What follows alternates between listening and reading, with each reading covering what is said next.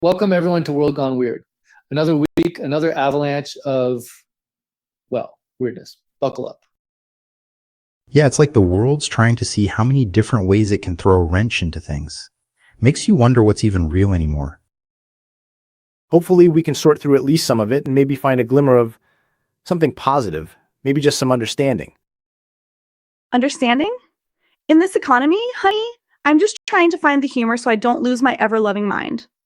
Let's just say my therapist appreciates the job security. All right, well, let's start with the grim stuff first. Tear off the Band-Aid, the Texas floods, 78 dead, 41 missing, and they're saying the death toll is likely to rise.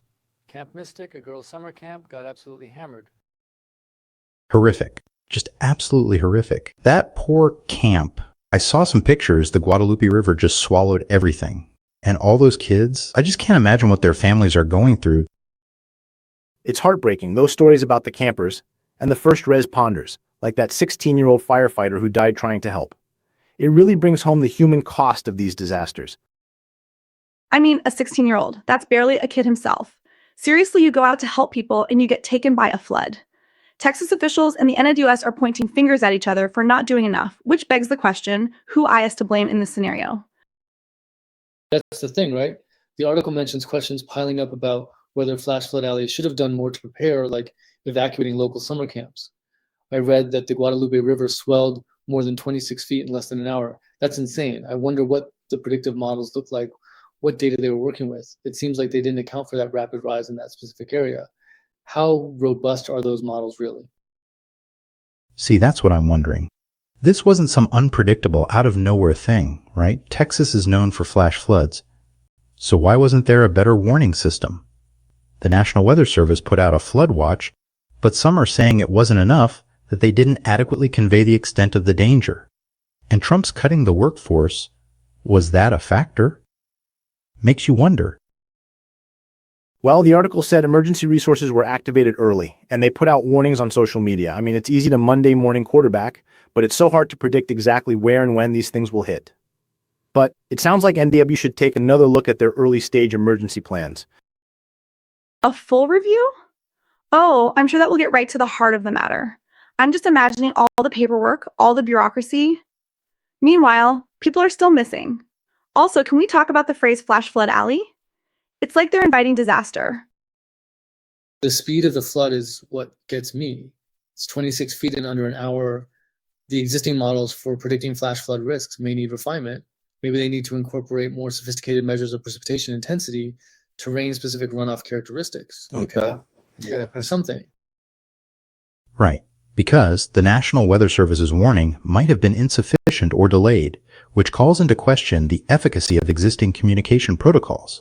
This seems to be a clear miss by multiple parties involved.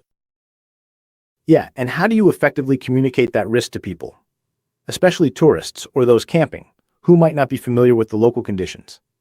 How do you balance the need for urgency with avoiding panic? You know, I really wish people in charge would listen to folks living in these areas because clearly there is knowledge missing for people not from the area to understand the true risk. It gets back to planning and communication, right? Making sure vulnerable locations have clear evacuation protocols, that people understand the risks. It sounds like that broke down or didn't exist at Camp Mystic. The risk assessment protocols need to be reevaluated for sure. And then you've got the search and rescue operations being hampered by debris, heat, continued rainfall.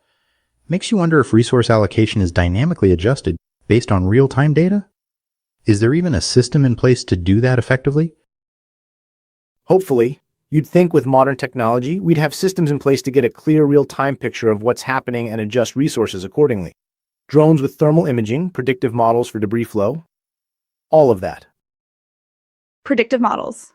The only thing those things accurately predict is that they'll be wrong. Besides, if that kind of disaster happened where I was at and nobody did anything, I am going to learn to swim really damn fast, start drinking, and live on a boat with a bunch of cute puppies. Well, speaking of models, that leads to the next story about AI influencing trust in UK media. Peter Verdegem at the University of Westminster is getting a British Academy Fellowship to study it. Oh, fantastic. Another way for the robots to take over our lives. Now they are influencing how we see the news and our news sources. I bet it's a bunch of algorithms trying to pull the wool over our eyes. Okay, Jimmy, dial it back a notch. It's not necessarily about robots taking over. The article says the research is going to look at how AI is being used and how it affects public perceptions of trust and credibility in news, especially for vulnerable groups. It's about understanding the impact. Vulnerable groups, they say? More like easily manipulated groups, am I right? Who even knows what's real anymore? I bet half the articles I read are written by some soulless chatbot in a basement. Yeah, it goes to the heart of the problem, right? We're flooded with information, and it's increasingly difficult to tell what's credible. And AI can amplify that problem, creating deep fakes, generating misleading content, or just subtly shaping the narratives we see. Exactly. That's why I don't trust anything I see online anymore. Everyone has an agenda, and these algorithms are just designed to push those agendas, to further drive the wedge in society and make me seem unhinged. But it also depends on how media professionals are reacting, adapting, resisting, or questioning AI. The article says it wants to find out. Maybe some news organizations are using it responsibly to fact-check or personalize content in a helpful way. We can't just assume the worst. Oh, they're using it responsibly, all right? Responsibly for their bottom line. More clicks, more ads, more money. Who cares if they're destroying democracy in the process? That's the real question, isn't it? How do you ensure transparency and accountability in these systems? How do you make sure AI is used to enhance media literacy, not undermine it? Do most people even have the skills to see past the intelligent deceits? And who's going to regulate it? The government. Please. They're probably using the same algorithms to spy on us. It's a vicious cycle of mistrust and deceit. That British Academy Fellowship is part of the BRAID initiative, designed to build long-term collaboration between researchers and decision-makers on responsible AI deployment. So, at least some people are thinking about this and trying to do something about it. They want to build bridges. Bridges to nowhere, I tell you. And here comes the big one. Trump's upping the tariffs. 40% on some countries. Is this a new way to alienate our old buddies? Yep, just saw that one as well. Trump announces new tariffs, up to 40% on a growing number of countries. Japan, South Korea, Malaysia, Kazakhstan, South Africa, Myanmar, Laos, Tunisia, Bosnia and Herzegovina, Indonesia, Bangladesh, Serbia, Cambodia, and Thailand. What is going on? Knee-jerk reaction, that's what it is. No real strategy, just Trump flexing his muscles, trying to look tough. The potential negative impact on American consumers from increased import prices alone is scary. The long-term implications of these actions will hurt us in the end. Again, tariffs. Worsening global trade tensions, increasing costs for consumers, and potentially impacting vulnerable populations. The opposite of what he probably thinks he's doing. What are the alternatives, Jimmy? What policies promote fair trade and foster economic growth that doesn't disadvantage the global South? I'm surprised the global economy hasn't just imploded from pure, unadulterated bureaucratic absurdity. You know those things that are put in place to maintain order, and they only cause disruption and a pain in the ass. The stated aim is to address trade deficits and encourage countries to manufacture goods in the US. But are those the real reasons? It does feel like a ham-fisted approach, and I'm not sure it's going to achieve the intended results. It's a threat, plain and simple. Make a deal or face higher tariffs. It's classic Trump, trying to strong-arm everyone into doing what he wants. And the worst part is, it might actually work, for a little while anyway. But at what cost? The article points out that the U.S. buys hundreds of billions of dollars worth of goods from these countries, including cars, auto parts, semiconductors, pharmaceuticals. Higher tariffs on those goods are going to translate into higher prices for everyday Americans. So we're all going to be poorer and grumpier. Great, just what we needed. Plus, he's threatening even higher tariffs if anyone retaliates. It's like a playground bully with nuclear weapons. I'm always curious if Trump is truly making these choices or he is being told these decisions. It's obvious people behind the scenes are pulling the strings to make the circus happen. I agree. There's no way he has this all planned out. So what can be done if this continues to keep happening? I mean, at this point, can't we put a shock collar on him? What next? Tariffs. Well, before we get too far down the rabbit hole of trade wars, let's shift gears. What about this story about criminal gangs in Peru extorting schools in poor neighborhoods? That's a whole different kind of messed up. Oh, that's awful. Just awful. Holding schools hostage? What kind of lowlife does that? And the fact that the police are seemingly doing nothing. It screams corruption. It's heartbreaking. The vulnerability of these communities, the desperation that drives the gangs, and the kids. Their education, their future is being threatened. Reminds me of a particularly absurd episode of The Simpsons, only way more real. I mean, schools being held hostage by gangs? Wonder if the extortionists have a gangster school curriculum? I'd watch that show. The article says these gangs are demanding between $14,000 and $28,000 from these schools. That's the fortune in a poor neighborhood. Schools are switching to online classes. Some are even closing down. Think of the ripple effect of that for those kids, for the whole community. And a former Peruvian police commander is saying that corrupt cops are tipping off the gangs. That's just unbelievable. Who do you even turn to for help when the people who are supposed to protect you are in on it? Systemic solutions are what is needed that help vulnerable people and communities and break this cycle of violence. It's an environment that they already know. So how can you change the environment to improve these people's lives? Yeah, sure, systemic solutions. What am I, a superhero or something? How do you even begin to fix something that broken? If I was in that situation, you are damn right I am leaving the country. There are no easy solutions, that's for sure. It also says, due to corruption scandals, Peru has had 6 presidents in the past 9 years.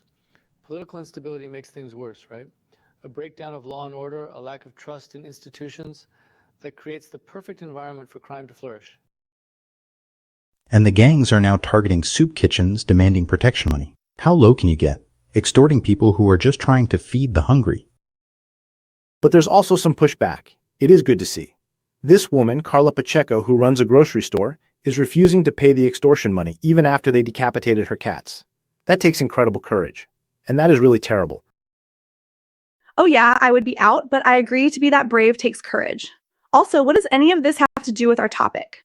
How is a little terror in Peru even remotely related to a global personalized social credit system? Well, you are totally right. I guess not all this directly connects to social credit systems, but it seems that these are symptoms of a global system that's failing, right? That's what all this comes down to for me. A lack of opportunity, a breakdown of trust, a sense of desperation. All these things are interconnected. Okay, sure, I guess I am seeing your point. So in both cases, you have a breakdown of societal structures. These are like local consequences of global trends and show how interconnected our world has become. I guess I can see that. So the question is how to stop this. Let's shift gears again and try to find some common threads here. Last but not least, we have Indonesia's Mount Loader-Bilaki erupting, sending ash 11 miles high. Oh, great. Now the volcano's getting in on the act.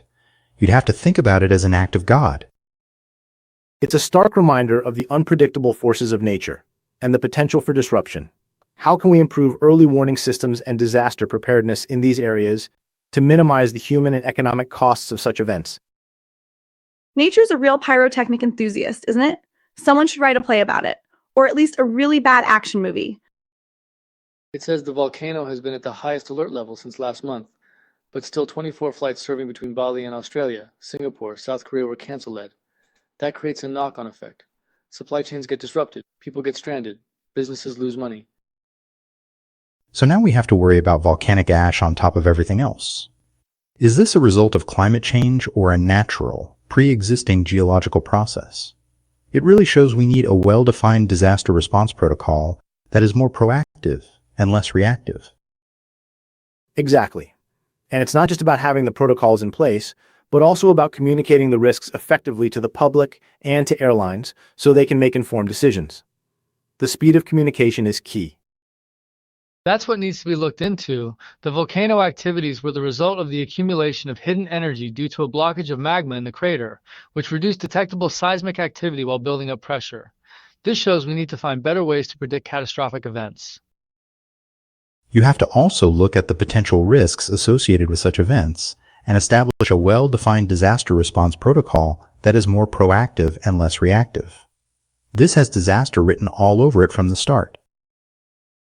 Yes, and now you have to consider, where are the resources going to be pulled from to fix this volcano problem?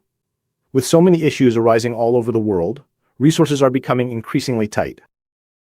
It's like we are slowly losing control to what is happening around us. I wonder when the final catastrophe will hit that everyone is prepared for because no one cares anymore. Well, there is some connection, right? All this instability, whether it's caused by natural disasters, political upheaval, or economic pressures, it creates a sense of uncertainty, a lack of control. And that can lead to people feeling vulnerable, distrustful, and more willing to accept extreme solutions, even if those solutions come at the cost of their freedoms. So are you thinking this is just like a snowball effect?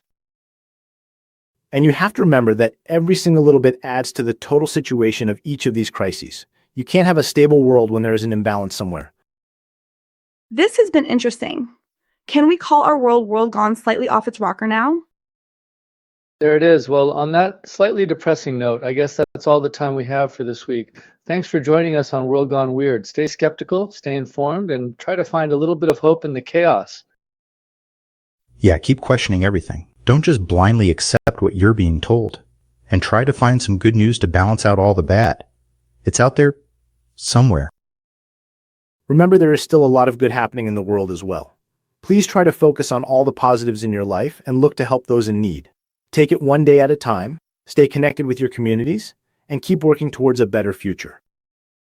And if all else fails, learn to swim, drink heavily, get some puppies, and start a new life on a boat. See ya next week. Gotta go find my life raft.